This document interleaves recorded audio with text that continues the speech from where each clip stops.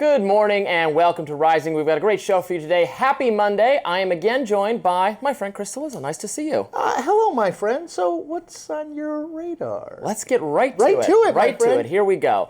Well, a little bit later, we'll have Trump's battle with local leaders over their plans to bring the cops into their area. We'll also talk about what Sergei Lavrov said about Ukraine's right to exist. But first, some good news from the nation's capital following the federal takeover of Washington, D.C.'s police that was spearheaded by President Trump 2 weeks ago. Crime has decreased markedly. That's right. D.C. saw a noticeable drop in carjackings and robberies. And while there are obviously statistical fluctuations from week to week that might not necessarily have anything to do with policy, it's nevertheless the case the city has had 0 homicides since August 13th.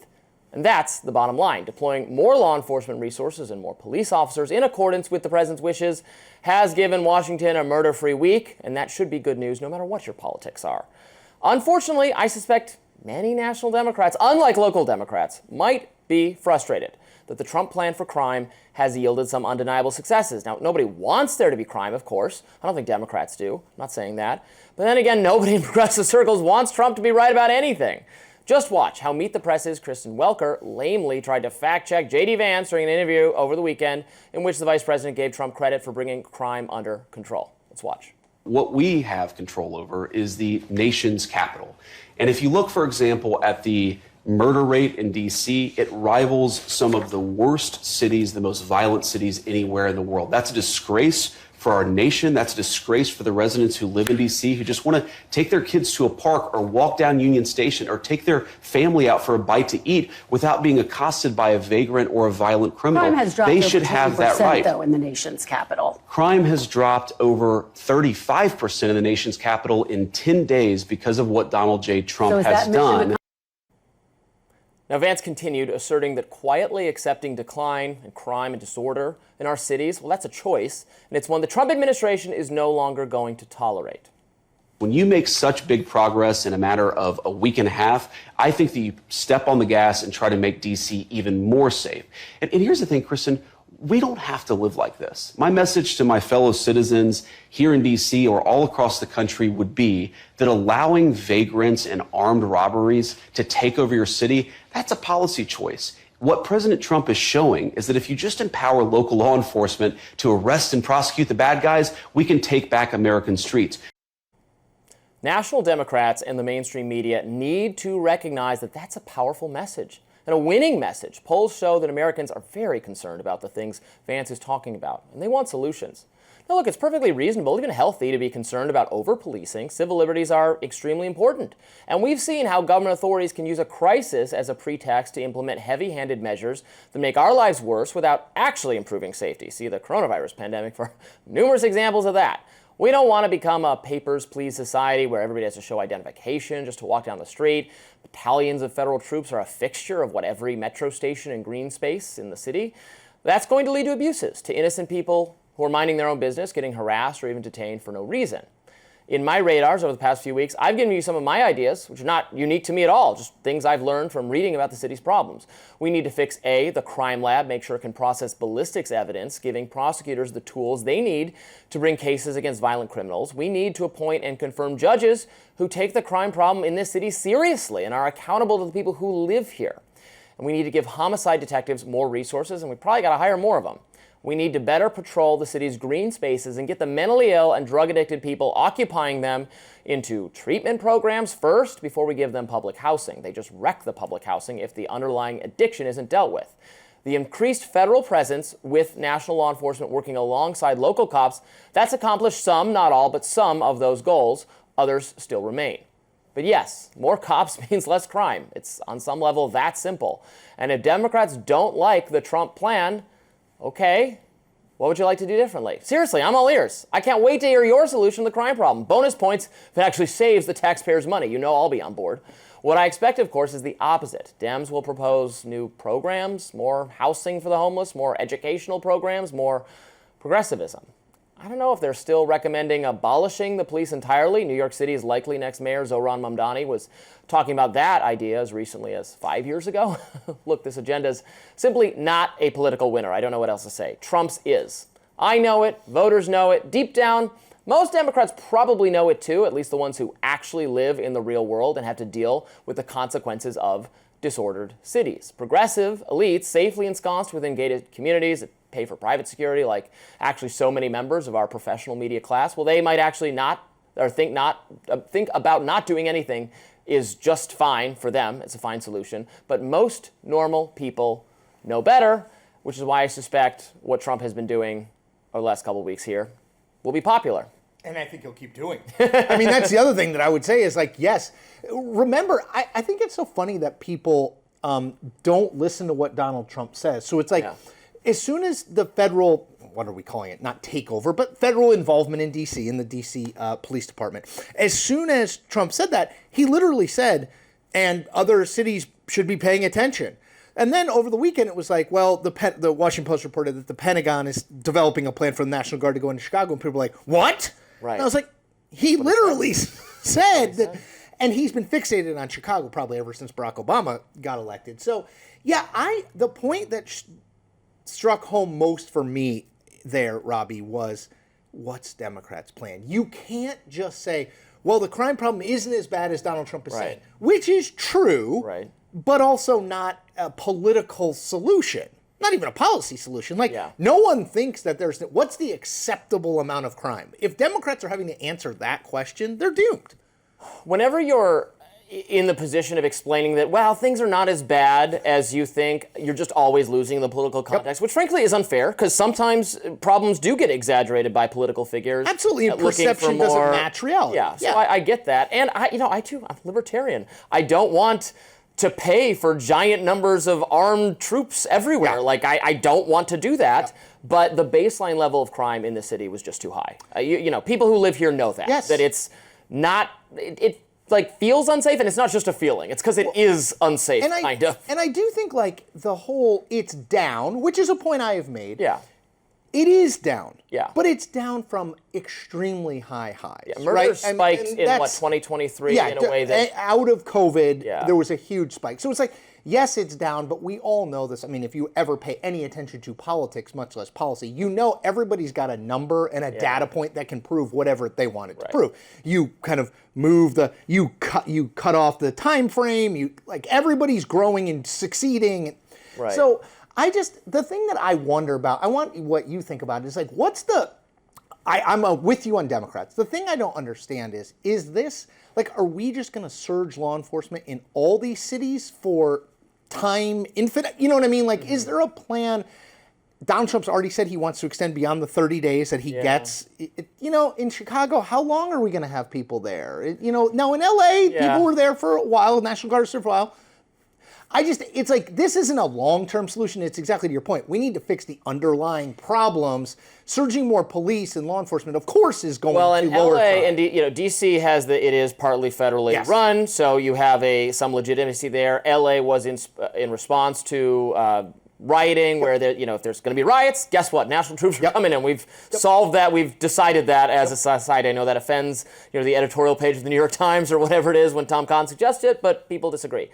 But to just send the national troops to deal with what is unfortunately garden variety crime that exists in cities, I agree with you. How can that be a long-term solution? And then, if the summer's the most violent time in the city, you could understand you do it for a month. Do like a surge. In DC, you're going to have some positive effects, as we're seeing, but I don't know if that's a solution. I mean, it's exactly what you said. It's simple. More law enforcement on the streets means lower crime, but then how do we fund more law enforcement over time, and is that a solution? Democrats are going to have to come up with something, or they're going to have to get on board. Good morning and welcome to Rising, and we've got a great show for you today. I'm joined, of course, by Niall Stanage. All this week, I believe? All this week. Special treat for you, Robby. We are entering the Niall era. He has arrived. A brief Niall era, I must say, but I'll be here this week at least, so I'm looking forward to it. Fantastic. Coming up on Rising today, President Trump has moved to fire a member of the Fed Board of Governors, but can he do so? Also, DHS has taken Kilmar Abrego-Garcia into custody and wants to deport him to Uganda, but a judge is saying not so fast.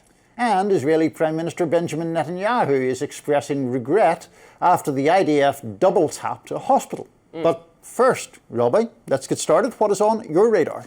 Feeling you're going to like this one, Niall? Let's get to it. Now, President Donald Trump issued an executive order prohibiting the burning of the American flag on Monday. There's a big problem with the order, though, one that Trump even acknowledged in his press conference touting the EO. Flag burning is clearly protected by the First Amendment, and the Supreme Court has twice affirmed that this is so. Moreover, any administration that purports to care about freedom of speech should easily reach the conclusion that criminalizing provocative yet nonviolent acts of political expression is a violation of this principle, even if the constitutional issue was not so cut and dry. But it is, to be clear, cut and dry.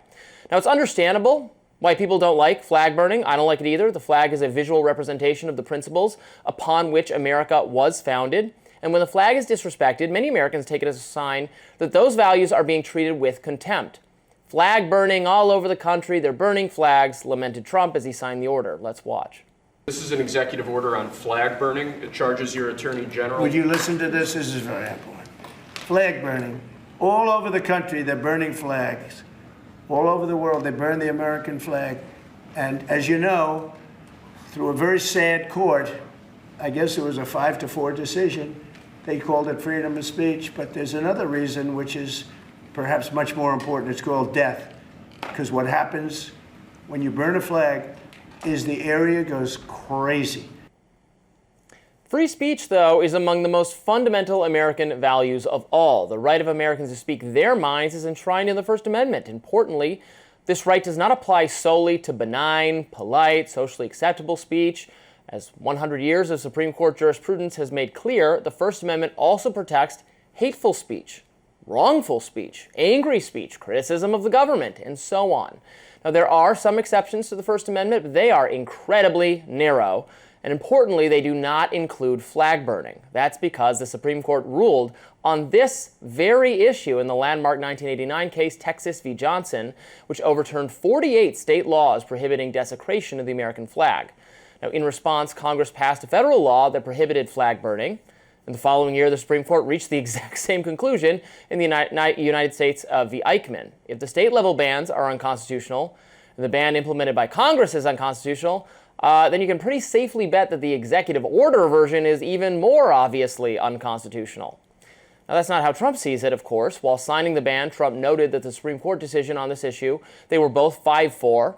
Certainly possible a future court could rule a different way, and the composition of the court has drifted further to the right since the early 90s. On the other hand, there's actually little evidence that the current justices embrace a more limited view of the First Amendment. If I had to guess, I think they'd side even more decisively in favor of allowing flag burning. But with that in mind, the executive order grapples with the actually existing court precedents in creative fashion, introducing the idea that while flag burning itself might be protected speech, flag burning that, quote, is likely to incite imminent lawless action could still be criminalized. Well, that is true to the extent that incitement is one of those exceptions to the First Amendment. It isn't specific to flag burning, though. An expressive action that incites other people to engage in specific direct lawlessness might be outside the bounds of the First Amendment, whether or not that action has anything to do with the flag. The key word there is might. After all, if the federal government could abridge speech just because other people might react negatively to it, well, then the First Amendment would cease to be a useful defense against censorship. The Trump administration should not even attempt to make this more of a reality, even while the Supreme Court is likely to thwart them. In fact, Trump should take more of his cues from, in my view, the late arch-conservative Associate Justice Antonin Scalia, who twice sided with the majority and overturned the prohibitions on flag burning. Scalia defended his opinion thusly: "If it were up to me, I would put in jail every sandal-wearing, scruffy-bearded weirdo who burns the American flag. But I am not the king." Well, I would like to speak up in defense of sandal-wearing, bearded weirdos, I think. They shouldn't be overly defamed. But you're quite right. I, of course, agree with the thrust of your argument. I think that it is important and right that there is this allowance, as it were, for flag burning. In instances where there is incitement, the incitement is separate from the burning of the flag. Whether you're, if you're seeking to get people to riot or to attack someone else, whether you're waving a burning flag or not at the time is beside the point. It's the incitement that becomes the actionable thing. Which is something, by the way, Trump should understand, given January 6th. Right. The reason he he was not, and I would argue could not have been criminally charged with incitement, because he didn't say go attack the Capitol. He said, now you can still blame his action, and the riot was in response to what he said, but because he did not directly call for it, it did not meet the criminal definition of incitement. Obviously, the House and the Senate can do whatever they want in terms of impeachment, but it wasn't criminal because he did not directly incite them, even though they did riot after he said what he said. That gets at that difference. Yeah, it gets at that difference. I mean, it may get at the point that it would have been difficult to criminally prosecute him for incitement. I think the term incitement, as it is commonly used, his statements there easily met that definition, talking about you need to fight like hell or you won't have a country, exactly what the quotation was. But look, I think it is important to cite people like Scalia, who were making this argument on First Amendment grounds, that you can't simply ban speech that you dislike. There are the incitement case is one instance where that's a separate issue from speech that one finds objectionable. In the case of flag burning, it's not even the propagating of knowingly false information, which again is a form of speech that can, I would argue, rightly get you into legal trouble because it can be defamatory.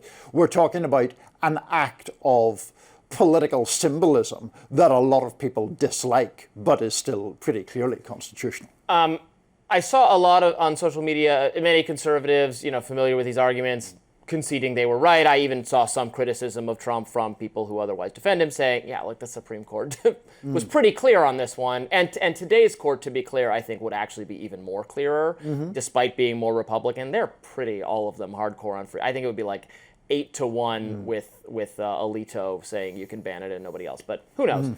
I did see some people saying, well, but what about, Robby or whoever else? People have been jailed for like 15 years for burning pride flags or defacing LGBT displays. And that's under hate crime statutes that I agree should not exist. I would get rid of all hate crime laws. I do think they're unconstitutional in accordance with the First Amendment. But that was about defacing other people's property is a pretty clear distinction. Like if you burn somebody else's flag, it could be the American flag, the pride flag, the flag of a fictional country. That's just destroying someone else's property or public property. The question here is whether you're allowed to burn your own flag if it's the American flag, which they're trying to criminalize, and the Supreme Court has said no. So that's a little different. Yeah. I take the point that I think hate crime laws are bad and contrary to the spirit of the First Amendment. The court has never ruled that way. And some of the sentences for people, there were these kids that I think it got overturned, but they did skid marks on some rainbow bridge or something, and the charges were just utterly absurd. But I don't know why that that wasn't their property. Sure. Is the difference. Yeah. I mean, pretty clear difference. Briefly, I mean, I would, of course, defend hate crimes legislation much more than you would. But I also think there is a point here where some of the actions that the Trump administration is seeking to take would be under the basis that you're burning an object in a place where you're not allowed to burn any object. Yeah. That seems different to this specific flag. Well, that's fine, too. You're right. You can put limits on starting fires in public parks. Please do. Absolutely fine. Absolutely. Good morning and welcome to Rising. We've got another just wonderful show for you today on this Wednesday morning, I believe, although it feels more like a Thursday, I think. It's a Wednesday in disguise as a Thursday. It's a wondrous Wednesday, Robby. We'll have lots to discuss. Coming up on Rising, Jack Smith is firing back at the watchdog investigation against him. His legal team saying it is without merit. Plus, good news for Uncle Herschel. Cracker Barrel says that they're reinstating that old logo we all love so much. Oh, isn't that nice? Oh, fantastic. And President Trump is facing pushback from some on the right over his willingness to accept 600,000 Chinese students into the U.S. But before we get onto all of that, Robby, what is on your radar? Happy to tell you, Niall. Now, there was no more perfect encapsulation, in my view, of the Democratic Party's crime problem than Morning Joe Scarborough's bruising interview with Chicago Mayor Brandon Johnson. Now, Morning Joe is of late a more moderate voice, I guess, among liberal commentators, and is using his platform to push the Democratic Party to move ever so slightly, a little bit, closer to the average voter's views on some issues like crime and policing. Many polls show broad public support for President Donald Trump's efforts to reduce crime, which have included deploying federal troops to Washington, D.C. Now, we should remain vigilant about increasing federalization of law enforcement because we don't want to live in a police state, and while also recognizing the inarguable successes associated with such an approach. Namely, D.C. finally had a murder-free week last week, thanks in part to the presence of the National Guard. Trump thinks that what worked in D.C. could work elsewhere, and has suggested that other big cities beset with crime problems could benefit from an influx of federal troops and/or resources. Chicago is one of those cities, but its far-left mayor, Brandon Johnson, is opposed to Trump's plan. And when pressed by Morning Joe on whether the city should accept federal help, here's what Johnson said.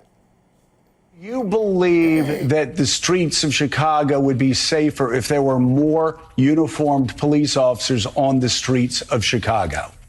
I believe the city of Chicago and cities across America would be safer if we actually had, affordable housing. Look, okay, I'm not saying that that's not the question I asked. My question is, and I just need a yes or a no, do you believe the streets of Chicago would be safer? Johnson simply refused to directly answer the question and mentioned that he thought other things are more important than law enforcement. And so Morning Joe asked again. If that's complemented by having 5,000 more cops on the streets of Chicago. I don't believe that we should narrow it down to just police officers, Joe, is what I'm saying. That is an antiquated approach. I'm saying we've invested in detectives. Mr. Mayor, are you hearing what I'm saying? I'm agreeing with you. Okay, that's number two. Now, after the second non-answer, Scarborough asked a third time. If you get all of those other social programs that 800 million that New York City does, Los Angeles, other people do with great success, would an additional 5,000 cops on the streets in Chicago help complement those programs to make Chicago safer? Look, we are working hard to make sure that our police department is fully supported. I don't believe that just simply putting out an arbitrary number around police officers is the answer. It wasn't an arbitrary number, it was a specific number.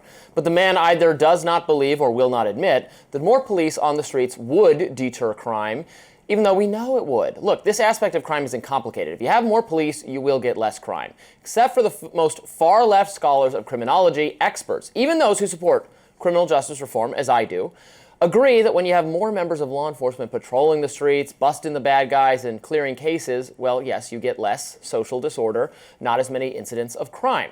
The question is not really whether more police would help, it's whether national police are a long-term solution, whether other trade-offs are worth considering, like whether civil liberties are being undermined, and frankly, whether there's enough money to pull it off.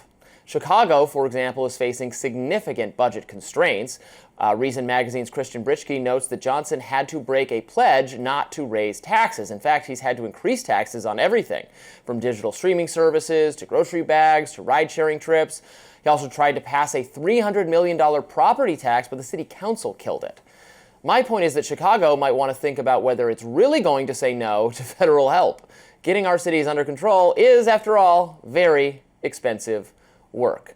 And I thought the mayor really struggled in that interview. You can say that, look, I don't think, national police is a long-term solution to whatever problems we're facing, but you're not admitting that gravity exists and the sky is blue if you're not willing to say that, more police would do something for crime. So we disagree on this one in a few ways. One is in relation to Chicago. I think Brandon Johnson understandably has to be cognizant of the history in that city. Police officers in the street did not do much for Laquan McDonald when one of them murdered him in 2014. I was also looking, and this may appeal more to your libertarian values, between 2019 and 2023, the taxpayers of Chicago had to pay $384.2 million to settle complaints against the police for violating residents' rights. That came in turn slightly after the Department of Justice had to impose a so-called consent decree, which, as you know, happens when police departments are perceived to be in particularly egregious violation of people's rights. Now, as for the broader picture of police in the street, it doesn't seem to me as clear-cut as it seems to you. There was one study done, University of South Florida professor, drew together reports over decades about this issue of the correlation between more police on the street and reductions in crime. She took 62 studies, 32 agreed with you, and 30 said there was no real obvious correlation. And so the argument is it about the number of police or about policing strategies? So, I don't really agree with your argument here. And in relation to the DC point, I would say that the opinion poll done by the Washington Post of DC residents came out with people massively opposed, 17% to 79% opposed to what Trump was doing. Of people in DC. Of people in DC. Sure.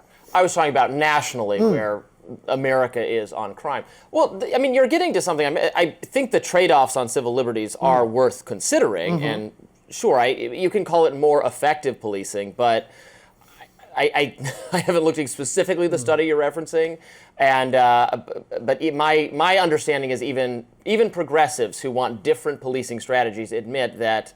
I mean, right, if we had cameras everywhere, if we had surveillance state, if we had police all over the metro, yeah, there would be less crime. Now, we can't necessarily do that. We can't necessarily afford to do that. Right. And we wouldn't want to because it might be too disruptive.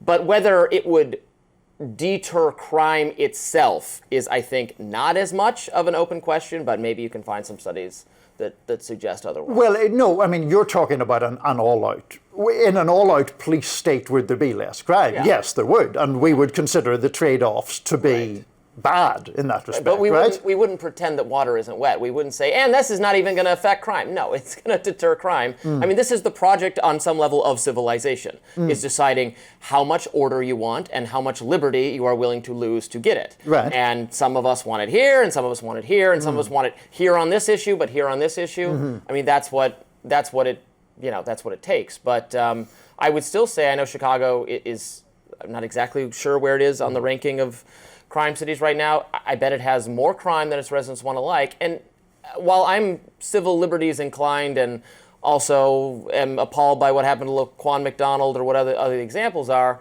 it doesn't mean we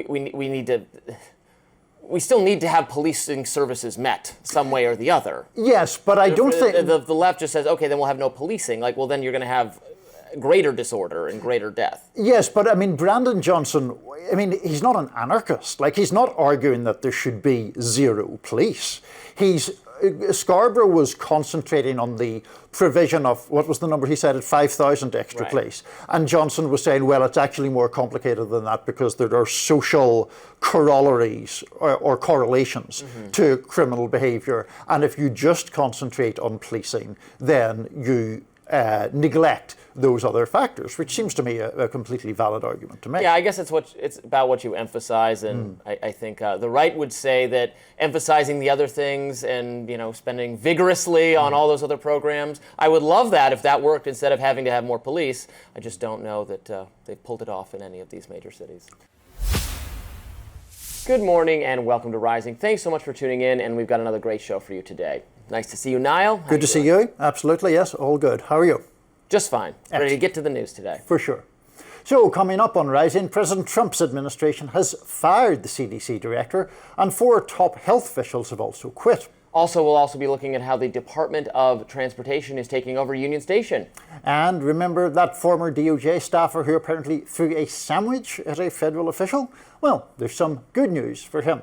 But first, Robbie, we want to hear what is on your radar. Let's talk about it. Commerce Secretary Howard Lutnick is defending the Trump administration's decision to purchase a 10% equity stake in Intel, the multinational tech company. In a recent cabinet meeting, he sat alongside President Trump and Secretary of Defense Pete Hegseth and explained why the federal government owning part of a massive private company was not, in effect, socialism. Take a look. The Biden administration had given $11 billion to Intel, given it to them. Done. Corporate just gift. And you turn that into really, it was like less than 5 minutes of conversation. And Intel agreed to give us 10% of their company, which of course was worth $11 billion. So it's not socialism. This is capitalism. If you give someone $11 billion, who's just building in America, they're not doing something special, they're building in America. And their CEO told the president, he didn't need the grant. And you said, well, then why don't we get something for it? Now, I don't know if you noticed Hegseth's expression, but he didn't seem to be buying this, and neither, for the record, am I. Trump is a trailblazer who's completely scrambled the Republican consensus on a host of issues. He's upended conservative orthodoxy on everything from international trade to foreign policy. On the latter front, Trump's instincts are often right. Populists and libertarians are both pleased that the president has shifted his party away from neoconservatism and toward a more restrained foreign policy vision. On economics, his instincts are more uneven, I would say. This is a good example of that unevenness, because no matter how Lutnick tries to spin this, the government owning part of Intel is, on some level, it's socialism. It's at least socialism-ish. Now, maybe we need a refresher on what socialism is. I know many people struggle to define it, thinking socialism just means being further left on the political spectrum. But actually, socialism originally referred to a political and economic system in which the means of production is owned collectively by workers, the people who work at the firms, rather than by the capitalists, i.e. the owners of the firms themselves. Now, in practice, workers do not succeed in seizing the means of production, so actually existing socialism has meant the government seizing the means of production, ostensibly on behalf of the workers in some cases. A socialist economy is one broadly characterized by significant government control and direction of the components of the economy: the firms, the resources, and the workers. Socialist states use top-down central planning to determine how much of a good to manufacture, what it should cost, and what you pay people to make it. Those results throughout history are not pretty. Centrally planned economies are consistently beaten out by free market economies. Moreover, centrally planned economies often create shortages and famines, which in turn create social strife. Again, existing socialist governments of the 20th and 21st century have tended to become totalitarian in order to censor and crack down on the public dissent created by the system not working out very well. Conservatives have a habit of labeling every single liberal policy they disagree with as socialism, which I think has contributed to significant confusion about what it really is. Just because you have taxes and you have regulation and you have welfare, that doesn't mean your economy is socialist. Your economy is socialist if the government sets the prices, fixes the wages, and nationalizes firms and industries. Now, to be clear, it's unfortunately the case here in the US that we already do have quite a few of those things I just mentioned. Now, Intel, which received millions in funding from the CHIPS Act, is an example of sliding towards socialism. When the government generously directs public funds to a specific firm, yeah, it's doing something that looks like socialism. But owning part of the firm is a significant escalation, and smart conservatives know it. Take it from Senator Rand Paul, who calls this a terrible idea. He writes on X, if socialism is the government owning the means of production, wouldn't the government owning part of Intel be a step toward socialism? Exactly. Socialism. That's why Bernie Sanders is in favor of it. Sanders wrote, taxpayers should not be providing billions of dollars in corporate welfare to large profitable corporations like Intel without getting anything in return. The taxpayers of America have a right to a reasonable return on that investment. Now, I actually agree with the first part of what Sanders said. Taxpayers should not be providing billions of dollars in corporate welfare to large profitable corporations. That's precisely what the CHIPS Act, an initiative spearheaded by President Biden, did. Republicans should be looking for ways to step back from the CHIPS Act-style socialism, not making it even more of a reality. At last, a Trump policy I can be enthusiastic about, Robby. Really? Seizing of the means of production. Oh, God. I think that's the way to go. I'm looking forward to a third party, the Republican Socialists of America. This is MAGA socialism. I've said that before. No, look, I think that there is a case to be made here because of the CHIPS Act funding that Lutnick referenced. Right. I believe there's 9 billion, of the 11 billion still to be dispersed, and they are arguing that basically entitles the government to a 10% stake, which I do not find an unreasonable position. There is a precursor to this that most Republicans were massively opposed to, of course, which was the bailout during the Obama era. Actually begun under George W. Bush of the auto companies and General Motors in particular. The federal government took a 60% stake in approximately in return for a massive bailout, and it subsequently unloaded that stake. All horrifying to me. All of it universally horrifying. I'm very relaxed about it. Clear, the bailout is horrifying to me as well. I oppose that, and some people, there's a right-left meetup on opposing the bailouts for a lot of these things, and then there was a different right-left meetup or just not right and left, the centrist Republicans and Democrats, like Bush, Obama, all wanted to do this kind of thing, and right and left didn't. I think the moral hazard created by this is the incentive then to direct government policy in a way that benefits Intel seems just very concerning to me. Lutnick was talking about, not reassuring at all, he's doing a terrible job lately. Lutnick was saying that what about the next we're going to be looking at is defense contractors. Lockheed Martin, most of its revenue comes from government contracts. Why is it independent of the government? Shouldn't we own part of it? I think you would appreciate the incentive. Already there's an incentive to do war on behalf of the contractors. I've joked that it's a revolving door, but we would take the door off it. We're taking the door off its hinges. We're just combining those two things. That seems terrible to me. I do acknowledge some of those dangers. I'm being slightly mischievous in the full-throatedness of my endorsement of all of this. But I don't think it's a bad thing in return for government, de facto government subsidies for the government and by extension the people to get something out of it. Yeah, this is why I just don't want to do subsidies. They did the CHIPS Act.